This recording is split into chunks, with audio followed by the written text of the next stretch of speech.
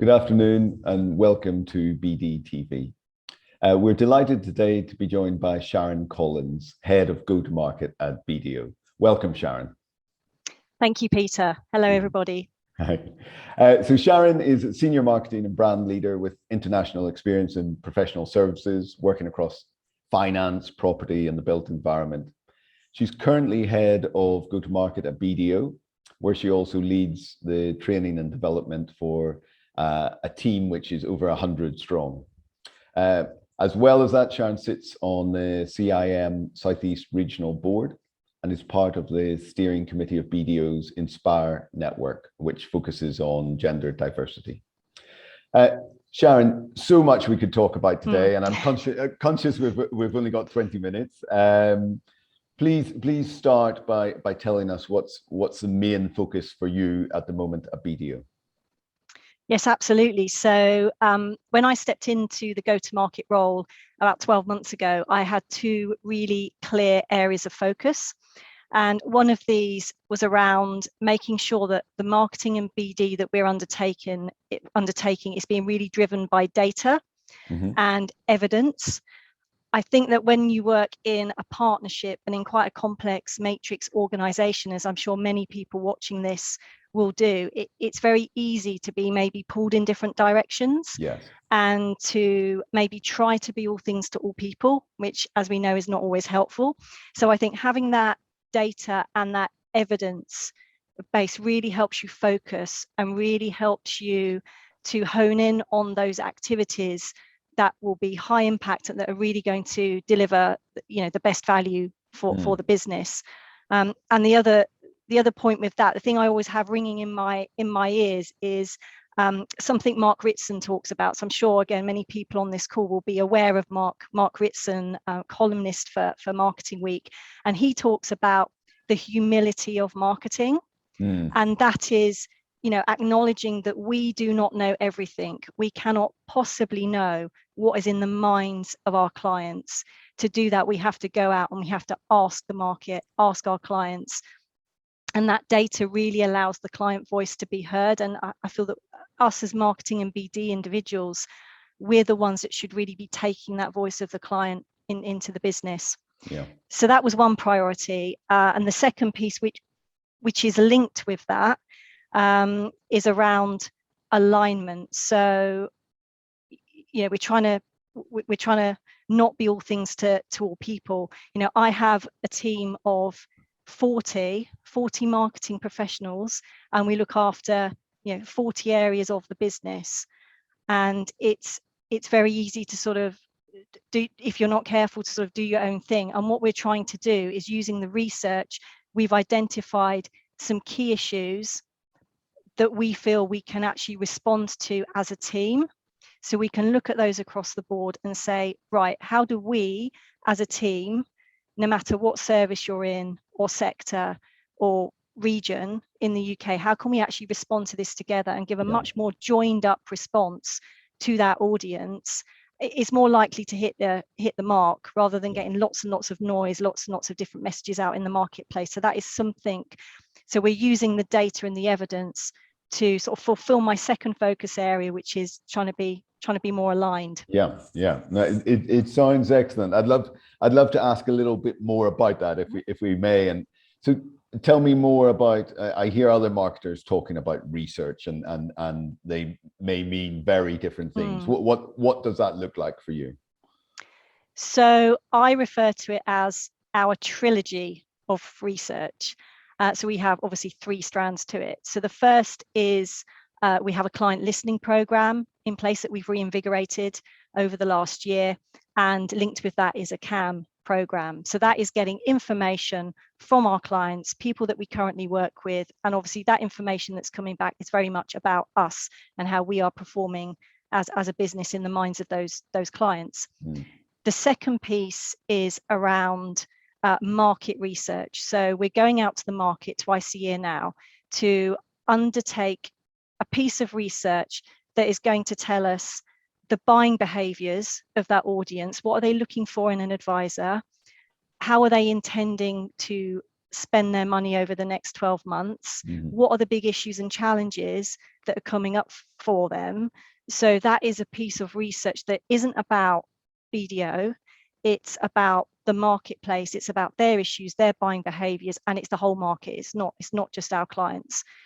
And obviously it's quite a dynamic marketplace at the moment as well. So hence why we'll sort of keep doing the check-in every 6 months.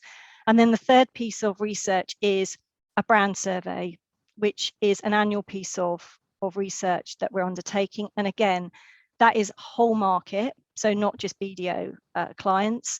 It is looking at obviously how our brand is perceived in the marketplace. And one of the really key pieces that I wanted to get from that research was I wanted to be able to build a custom funnel to tell me, where are we losing people on this journey? So i.e., how many people are aware of BDO in the marketplace, but then how many out of that contingent, how many would actually consider us, how many of that would prefer us, and so on as you work through to purchase and beyond.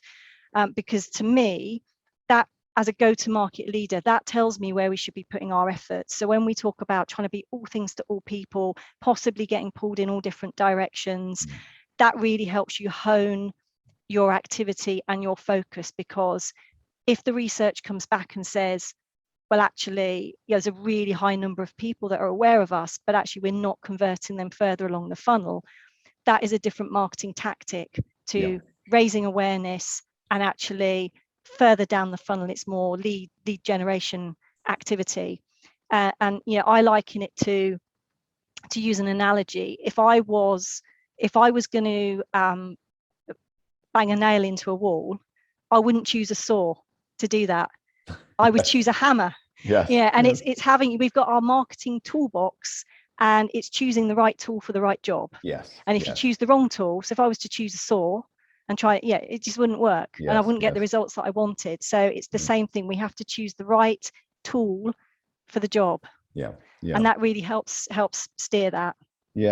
So what I can absolutely see the logic of what you're doing. What has it told you? And I'm conscious that we have other professional firms on here, and some of them your professional friends, some of them I'm sure competitors. So to the extent that you're able to be open about it, anything that's come from that research that's confirmed what you're already thinking or has been surprising?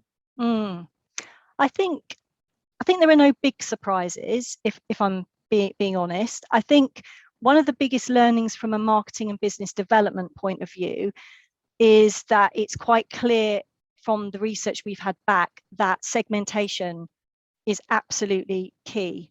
Now, we know that as marketing and BD professionals, but it's just really, really brought that home, in that one message is not going to work right across the board. So it's no point sending out one email to everybody and expecting the message to land. We really do need to segment it, because what's come through in the research is different businesses at different stages of maturity and in different sectors. They all require slightly different nuanced messaging. So that's a big thing from a marketing and BD point of view. In terms of business trends or business issues, as I said, I don't think there's any big surprises here for anyone. One of the biggest concerns for businesses was around rising business costs. The other priorities for businesses in terms of areas they're looking at, there's a lot around digital transformation. Again, we know the way everything's going. I mean, if you work in accountancy, there's a lot around making tax digital. Companies are becoming more and more digitized. So that's no big surprise. And the other issue was around workforce. There was a really strong HR and workforce element coming out in this, and that was very much around incentivization, people wanting to work from different places. We've got the challenge out there with talent and securing talent and talent retention, and the complexity of hybrid working as well. Yes, yes, yes. And if I may, we'll come back to that in a moment, but if I may just come back to the segmentation. So what kind of insight was coming back to say, you're a professional marketer. So what was coming back to say more than you'd perhaps previously assumed, that you had to get these specific messages related to either company life cycle or to sector? Was it just a diversity of needs across the different sectors and the life cycle, or was it something else? Yes, it was the diversity of needs. Although we've got these broad themes that are coming out, it was people at slightly different stages with it, and where they're Yeah. looking to spend their money and where they're looking to focus is slightly different depending on where you Yes. sit. Okay. So it might even be the same overarching theme, but actually, as I said, people are at slightly different stages. So Yes. Yes. you just need to nuance, maybe use a central piece of messaging, but then put slight nuances on that for Yes. different people. Yes. Yes. Yes. And I've seen this myself with our own clients, and where and it's been accelerated by the pandemic, I think, where people are niching within niches. So it's interesting to hear you're finding that too. Definitely. Thanks, Sharon. Thank you for being so open about those things. You talked about changing workforce, and of course, it's something we're all aware of. Even this week, thinking about how we work in this new hybrid environment, how we navigate the heat wave, and how we maintain some sort of culture across our groups and across our organizations. And I know you, like we have been recruiting recently, so you're thinking about, well, what really is our employee offering here? How have you as a firm begun to navigate that change? The hybrid working, and it's a challenging market out there, as I've said, from a recruiter's point of view. And the hybrid working is definitely, from all the interviews I've done with people, that is a huge selling point. People are looking for that. They're looking for that flexibility in how they work and when they work and where they work. So that is a really big selling point for companies. But I think the other challenge that's come out is around company culture. I've had a lot of people start within the last 6 months that have said, they're really keen to be in the office. They're really keen to build up those relationships with their colleagues, and it's really challenging as a leader, because you don't want to mandate that people are in the office. That's not the right thing to do, but it's sort of encouraging and trying to set up opportunities for people to have that collaboration and to build that culture. We have a really, really strong, really good culture at BDO. And I'm not saying that's been watered down by the pandemic, but it's not helped, when new joiners come in. So it's trying to retain that and really make sure it's coming through, because it is a really big selling point on the recruitment side. Yes. So what does that? Now, of course, I'd expect you to say this, Sharon. You're an ambassador for the firm and one of the senior people. But what in essence is that strength of culture at BDO? Sorry, two questions. What is it that makes BDO different culturally? And secondly, how can you try and sustain that in the situation we're in now? How are you bringing people together? How are you disseminating that? So in terms of our culture, I think the biggest strength, certainly that I found when I joined 3.5 years ago, is around be yourself. We encourage everybody to bring their whole self to work. I mean, you're obviously going to get a lot more out of people, and think going to be much more productive if they feel comfortable to be themselves in the working environment. And I'd say the other piece is around it's a very, very supportive atmosphere. People genuinely want to help, and this is at all levels. People genuinely want to help others succeed. And for me, when I joined, that was massively refreshing. I'd not worked anywhere where it was to that extent. It was just a real eye-opener for me. And then in terms of bringing people together, so we've we've set up so my team, as I said, there's 40 people in the team. They're based all over the country, but we have set up quarterly workshops, and they are workshops rather than meetings where you sit and you just listen to one person talking. Where we can work together, and actually we're working around these issues that I've talked about. So how can we work together? You always have a project, and we're looking to work around those. And we're encouraging people.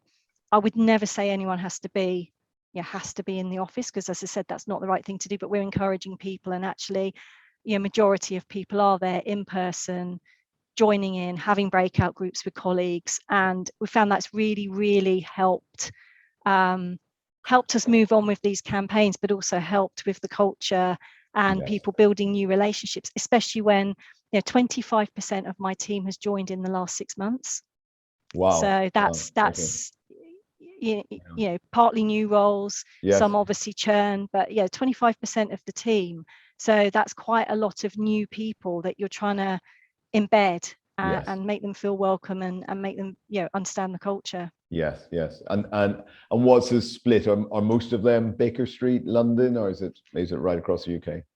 It's right across the UK. So a third of my team are based outside of London, I would say. Yeah. No, I'm totally with you on that, Sharon. We had a chance to get together as a team on the roof here in Bristol this week, and it's just a completely different energy and a different sense of enjoyment than even the best the best online things, the best so I'm totally with you on that. And no, you're not someone who sits around twiddling their fingers. I know you did too. Mini MBAs even during lockdown. What is life outside of BDO? I think life outside of BDO is just as busy as life inside BDO. Right. I do try to pack a lot in. I got an allotment at the end of January. So like a lot of people, I applied for an allotment during lockdown. They told me it would be years away, but somehow I made it to the top of the list, and I got an allotment at the end of January. So I've been busy preparing that, because when you take over an allotment, you just inherit whatever's there. So I've been busy sort of sorting that out and growing some veg. I do yoga, I do meditation. I think all of those three things I've just mentioned really help me switch off. And I think it's very, very important.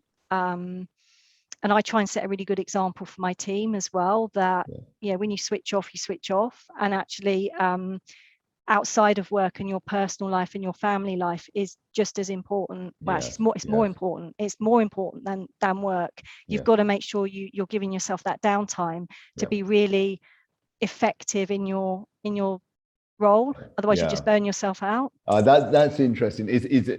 Is that just through repeating that message, or do you have any rules around people switching off emails or anything like that? I don't have any rules, but as I said, I lead by example. I take an hour's lunch break every day. I once said on a whole department course, this was to over 100 people, that I cook. I like cooking as well. I cook a meal every lunchtime. And I had a message from my boss after saying, I can't believe you do that. And I said, well, for me, that's my downtime, and I enjoy it, and I managed to do it in the hour. And for me, that's my break in the middle of the day. But I'm very firm about my phone's switched off at weekends. My phone is switched off when I'm on holiday. Unless there's something really major going on. But I look at it and I think if I can do that, and I know our managing partner said something the other week on a call that he goes swimming every day, takes an hour out of his diary in the day to go swimming. And I'm like, if our managing partner can do that, any of us, there's no excuse really. We can all make sure we carve out some time in our day to have some downtime. Here. 1 hour lunch hour is all right. I don't know if I'd finish my third cocktail within the hour, but I'll try and do that too. No, I'm joking. I'm a big fan of taking time out as well. I think someone said to me 5+ years ago, they said, one really lovely thing about it gives you some, if you think of your week as 10 half days, it's actually, you can get so much more done. And it's also in terms of mindset, it's really nice to come in fresh each time. And I find that helps. Anyway, Sharon, as I knew it would, it's been firstly really interesting and insightful to hear from you, and thanks for being so candid about what's happening at BDO, but also lovely chatting with you this afternoon. I hope everyone who's listening live has enjoyed it, and look forward to speaking again soon, Sharon. Thank you very much. Thank you very much. Thank you for asking me. Thank you. Pleasure. Bye-bye. Bye.